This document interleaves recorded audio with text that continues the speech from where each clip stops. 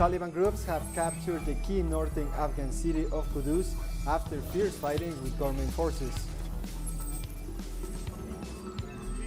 Wildfires still burn out of control in Greece as thousands flee. And South Africa begins a nationwide vaccination campaign for homeless people against COVID-19. Hello and welcome to teleSUR. I'm José Daniel López in Quito, Ecuador, and this is from the south. Taliban groups have captured the key northern city of Kanduz, one of the largest in Afghanistan, after fierce fighting with government forces. A provincial council member, Ghulam Rabbani, said fighting between insurgents and government forces had taken place around the governor's office and police headquarters, and later the Taliban had taken over these two buildings. They also had control of the main prison building in Kanduz. At the moment, fighting is continuing at the airport and other parts of the city. Kanduz is a strategic crossroads with good access to much of northern Afghanistan as well as the capital, Kabul. We informed the Council about grave human rights violations in Afghanistan happening. We see the Taliban in area they're capturing, their summary killings, executions, as well as chopping of hands, stoning to death, and very egregious, the graphic of which would be very difficult to even show here to the media. These are violations of international human rights law, international humanitarian laws, and some of these will amount to war crime. So we expect the Council to step in and take immediate action. The United Nations envoy to Afghanistan, Deborah Lyons, warns the country is heading towards catastrophe as she calls on the Taliban to cease fire on major cities immediately. But today we have an opportunity to demonstrate the commitment of the UN Security Council and the regional and international community that you represent to prevent Afghanistan from descending into a situation of catastrophe so serious that it would have few, if any, parallels in this century. To attack urban areas is to knowingly inflict enormous harm and cause massive civilian casualties. Nonetheless, the threatening of large urban areas appears to be a strategic decision by the Taliban, who have accepted the likely carnage that will ensue. Afghanistan National Security and Defense Forces are defending these cities. But this defense will also undoubtedly cause civilian casualties. Airstrikes have damaged a health clinic and a high school in the capital of Afghanistan's Helmand province. A defense ministry statement confirmed that airstrikes were carried out in parts of the city of Lashkar Gah. It said forces target Taliban positions, killing 54 fighters and wounded 23 others.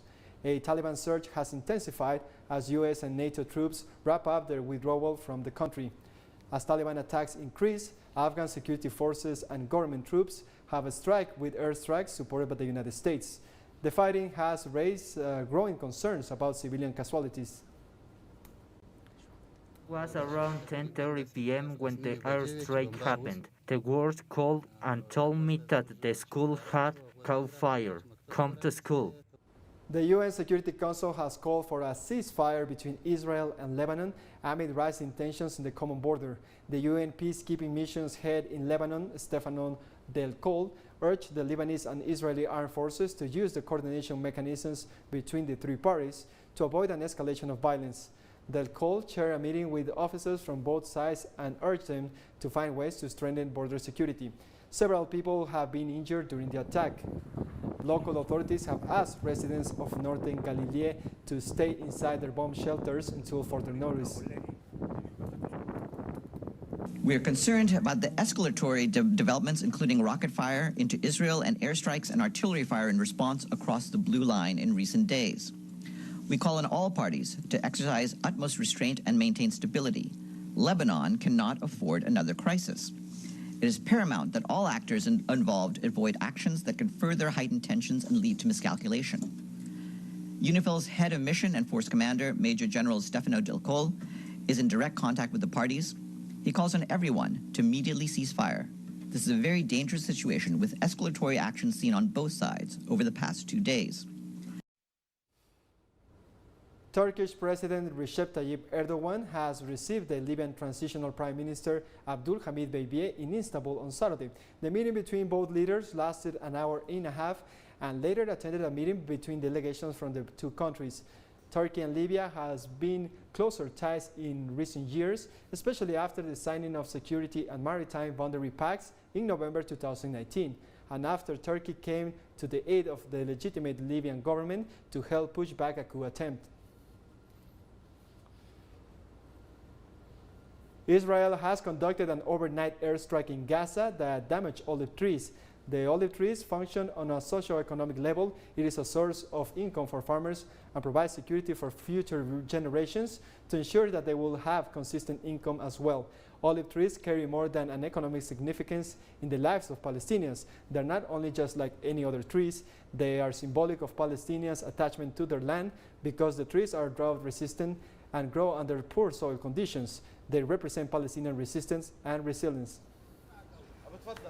My children and I were sleeping in the house, and suddenly we heard the pounding and the rockets. And we came here running and found the leaves destroyed and the land also. We did nothing against them, and the situation is calm since the last war. Even the resistance did not do anything towards them. More news in a minute. Stay with us.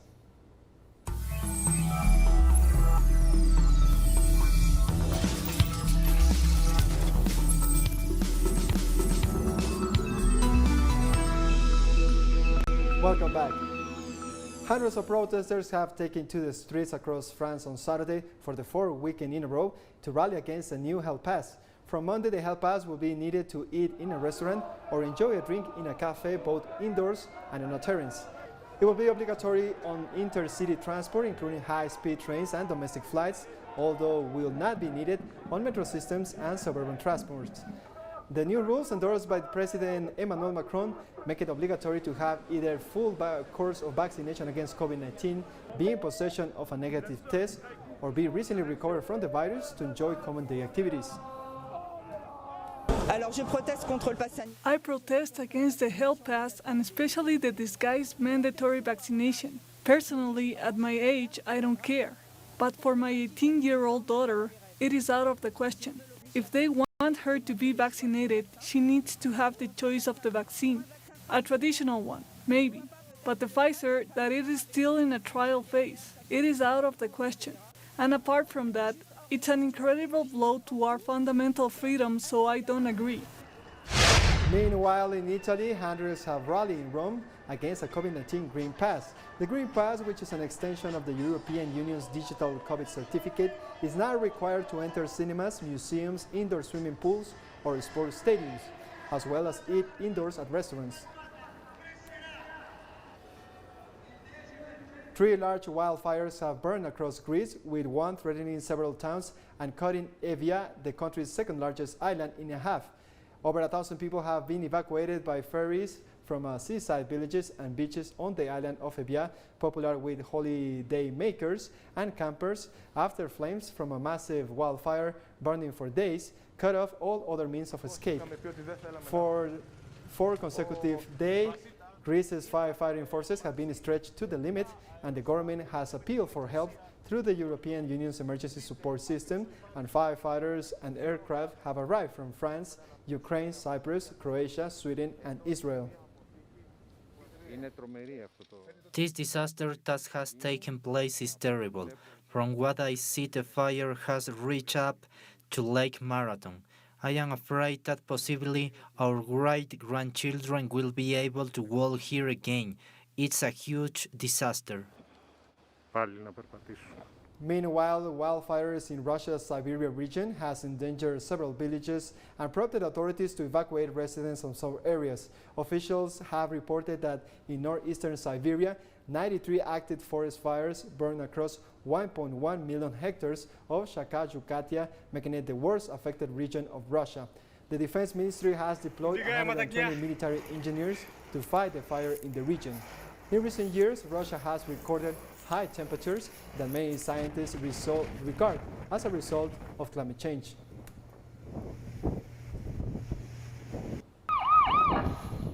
China's executive power has rejected the United States' interference into the Hong Kong and Taiwan regions. President Xi Jinping criticized Joe Biden's announcement that he will grant asylum to Hong Kong nationals temporarily in the United States, while affirming that they are afraid to return, alleging a suspected repression by China after the approval of the national security law for Hong Kong. Xi Jinping recalled that the law is aimed at a group of people who are trying to endanger stability in Hong Kong and who had repeatedly called for foreign interventions. He also denounced that the use of human rights issues by the United States and the UK to interfere in the internal affairs of China, and said that he will take the necessary measures to defend the sovereignty and integrity of his country.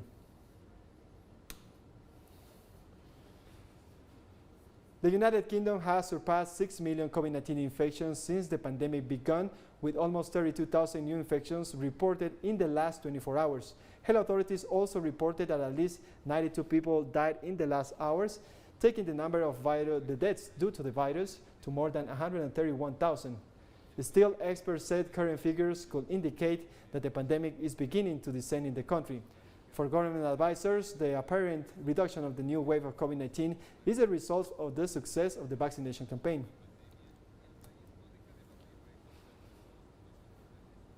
The World Health Organization called on all nations to include people with HIV as priority groups for COVID-19 vaccination. The WHO coordinator for HIV prevention and care department, hepatitis and sexually transmitted diseases, Meg Doherty, said that people living with the virus should be included in the priority groups for coronavirus vaccination. According to WHO authorities, hospitalizations of people with HIV who have been infected with COVID-19 have increased by 30%. Therefore, people with HIV should have priority in the vaccination. In the United States, Louisiana's chief public health officer has announced that about 1% of the state's entire population has become infected with COVID-19 over the past 2 weeks. For the 4th day, Louisiana set new coronavirus hospitalization records. The State Department of Health reported 2,421 people were in hospitals around the state with COVID-19, more than 8 times the number of hospitalized at the beginning of July. Louisiana has confirmed thousands of new coronavirus cases each day, driven by the highly contagious Delta variant. According to data from the U.S. Center for Disease Control and Prevention, Louisiana is averaging 653 COVID-19 infections for every 100,000 residents. The bottom line up front here is that there's no real good news in here. We continue to set new records for the amount of COVID that circulates in our communities, and we continue to not yet see any tangible signs that we are turning a corner. And that, quite frankly, is terrifying. We have more children sick with COVID-19 than at any other time during the pandemic. And as we heard from hospital leaders on Monday, particularly Dr. Klein, the pediatrician from Children's Hospital in New Orleans, the Delta variant is affecting children at a greater rate than during the surges that we saw previously. And we have more stories coming up after one last break, so stay tuned.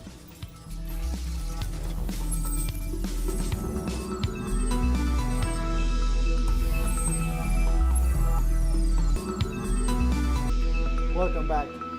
The Cuban government has received a donation of food and other supplies from Nicaragua to face the pandemic. The ship Augusto Cesar Sandino was received by the Cuban Minister of Science, Technology and Environment, Elba Perez, at the port of Mariel on Friday. The donation consists of 30 containers of food supplies to help the Cuban government face the COVID-19 pandemic and to mitigate the effects of the economic, commercial and financial blockade imposed by the United States. Cuban Foreign Minister Bruno Rodriguez expressed his gratitude on behalf of the government and people of Cuba for the gesture of solidarity of the Nicaraguan government led by President Daniel Ortega. The Federation of University Students of Ecuador has announced that it will join a national demonstration to demand Guillermo Lazo's government to establish a fuel price control system. On Twitter, the Federation announced it's going to participate in the mobilization planned for next August 11, along with several social organizations. They will demand the elimination of decrees which allow the arbitrary increase of fuel prices at the national level. The increase in fuel prices results from a fluctuation ban system established by the previous administration of Lenín Moreno, and the new president, Guillermo Lasso, has decided to maintain it despite the social discontent. The president of Mexico, Andrés Manuel López Obrador, has reiterated his request for the resignation of the Electoral Court's judges as a first step towards the reorganization of that institution.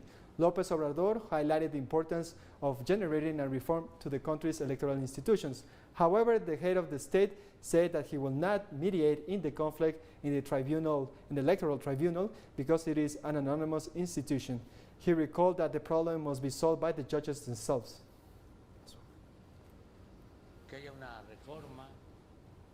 Peru's President Pedro Castillo has received the first dose of China's Sinopharm COVID-19 vaccine on the opening date of the four vaccination program that started in capital Lima.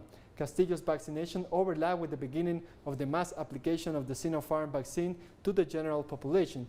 The president assured that his government will give an absolute priority to vaccination programs. Currently, the vaccine is open for application in Lima. People aged 28 to 34 are eligible to receive first dose, while people above 35 are able to receive the second one. Currently, 5.7 million people have been vaccinated with the full 2-dose course, or some 17% of the nation's population. About 2.5 million people have received only the first dose so far. It is time to guarantee health. I came to be vaccinated with this vaccine, the Sinopharm, because I have faith not only in this vaccine, but also in all vaccines. But it is necessary to make a call. I call upon all the brothers, all the Peruvians, so that we prioritize this right to health, the right to life.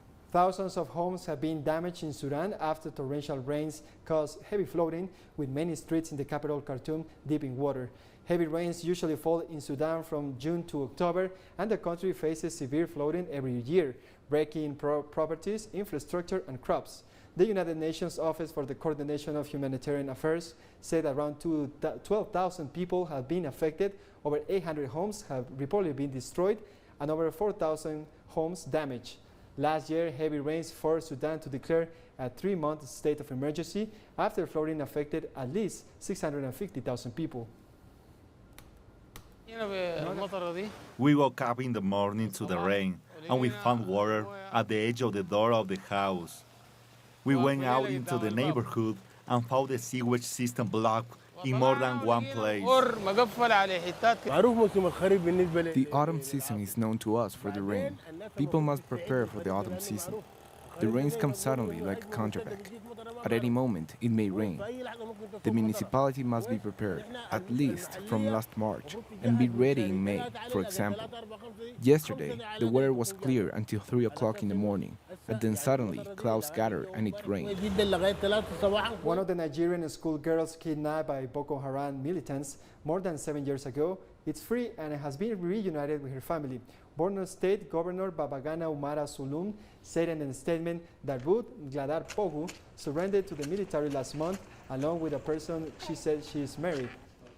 Nearly 300 schoolgirls, most aged between 12 and 17, were abducted by Boko Haram in April 2014 from Chibok in northeast Nigeria, sparking an international outcry and to bring back our girls campaign for their release.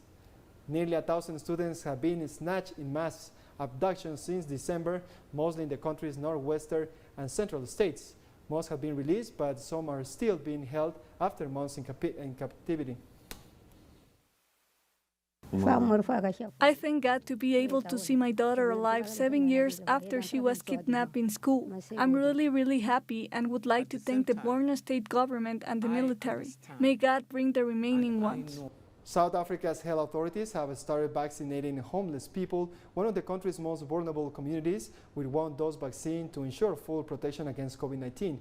It is estimated that around 200,000 people live on South Africa's streets, which is a vulnerable community that has been hit hard by the COVID-19 pandemic due to the harsh outdoor environment and a higher rate of pre-existing medical conditions.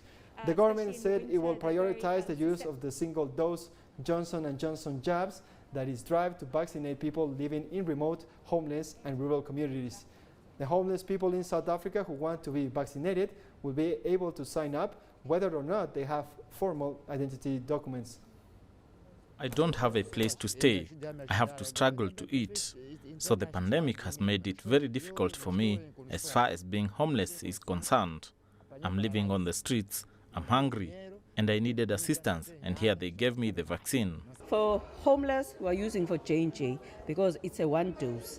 Because with a Pfizer, it means that you have to come back again 42 days. So we have to provide J&J, and I'm glad that now we'll be pushing more to be used, and also in other homeless shelters, because we don't want to bother people to come, because they will forget anyway about their return dates. A batch of China's Sinopharm vaccines has arrived at Zambia's international airport in Lusaka. The Chinese envoy said the donation was another important embodiment of the friendship and unity of the two governments in fighting the pandemic. He hoped the donation of the vaccines will support Zambia's anti-pandemic efforts. China has recently announced it will strive to provide 2 billion COVID-19 vaccine doses to the world throughout this year and offer $100 million to COVAX. The $100 million to COVAX will mainly go to the distribution of vaccines to developing countries. We started the immunization program in April this year, and the demand for vaccines has exceeded our supply. So by having an additional lot of vaccines, it makes a difference in our vaccination program. An intensive coronavirus vaccination campaign was launched in Tunisia on Sunday. It's targeting people aged 40 and over who had not yet received a jab.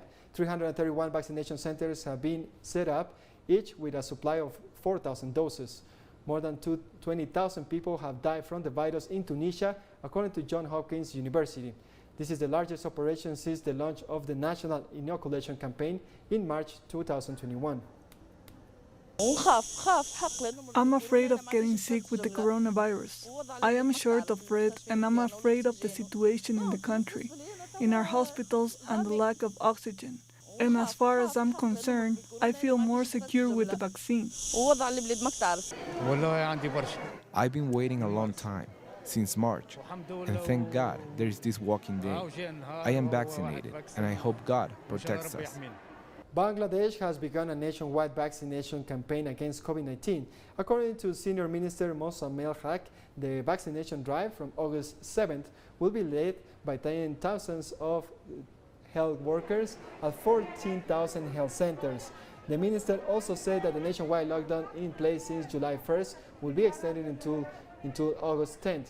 As a result, shops and public transport will resume for next week, but only vaccinated shopkeepers and transport workers will be allowed to leave their homes to work.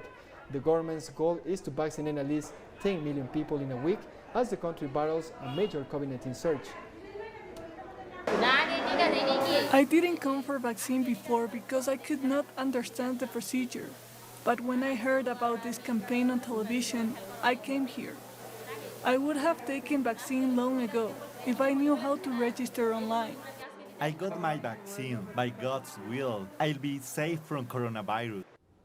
We come to the end of this news brief, and remember you can find this and many other stories in our website, as always, telesurenglish.net. And join us on social media, Facebook, Twitter, and Instagram. For TeleSUR English, I'm Jose Daniel Lopez. Thank you for watching.